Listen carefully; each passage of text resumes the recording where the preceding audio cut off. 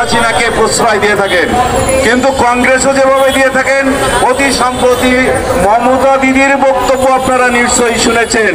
বাংলাদেশে তিনি শান্তি রক্ষী বাহিনী নিয়োগ করার জন্য কেন্দ্রকে বলেছেন।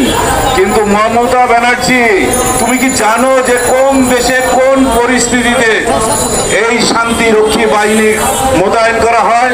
আমরা তো বাংলাদেশ থেকে দাবি তুলতে পারি, যেহেতু আজকে আমাদের হাই কমিশনের অফিসগুলো ভারতে নিরাপদ নয়, আমরা আজকে অত্যন্ত দৃঢ়তার সঙ্গে তুলতে চাই, এই উচ্চারণ করতে চাই যে ভারতে অবিলম্বে আমাদের যে সমস্ত দূতাবাস আছে, হাই কমিশন অফিস আছে, সেইগুলো নিরাপত্তা দেওয়ার জন্য সেখানে জাতিসংঘ শান্তিরক্ষী বাহিনী নিয়োগ করতে হবে। একটি কথা ভুলে যাবেন না, যে ফ্যাসিবাদ বাংলাদেশ থেকে বিদায় নিয়েছে, কখনোই কোনোদিন সেই ফ্যাসিবাদের প্রত্যাবর্তন হতে পারে না, এবং এইটাই আমাদের মনে রাখতে হবে। আমরা এখানে হিন্দু, মুসলমান, বৌদ্ধ, খ্রিস্টান যারাই আছি না কেন, এটা আমাদের সম্মিলিত প্রচেষ্টার ফসল হচ্ছে বাংলাদেশ।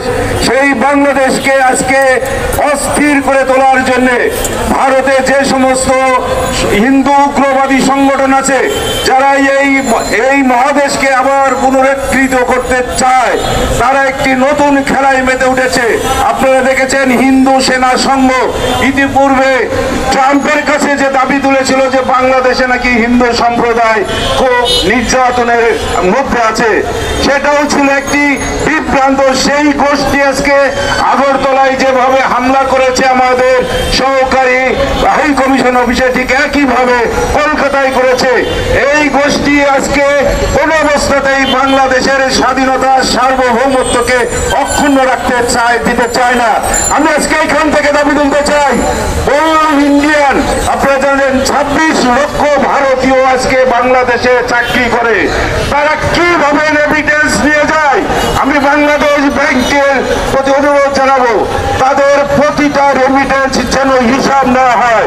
তারা যে পরিমাণ রেমিটেন্স দিয়ে যাবে তার ট্যাক্স এখানে দিয়ে যেতে হবে। কোন অবস্থাতে হুন্ডির মাধ্যমে তারা পাঠাতে পারবে না। আজকে এইখান থেকে এই দাবি তোলা উচিত।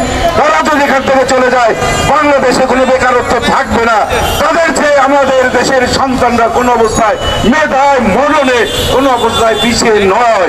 অতএব আজকে আমরা এইখান থেকে দাবি তুলবো, ভারতীয় যত সমস্ত নাগরিক এখানে অমূল্যভাবে কাজ করছে, তাদেরকে অবিলম্বে বহিষ্কার করতে হবে, তাহলে তাদেরকে চাকরি বাকরি এখান থেকে সরিয়ে দিতে হবে। আজকে এই যে সংহতি সমাবেশ করা হচ্ছে, এই সমাবেশের প্রতি আমি অনেক কষ্ট করছেন আপনারা সকাল থেকে সাংবাদিক ভাইয়েরা।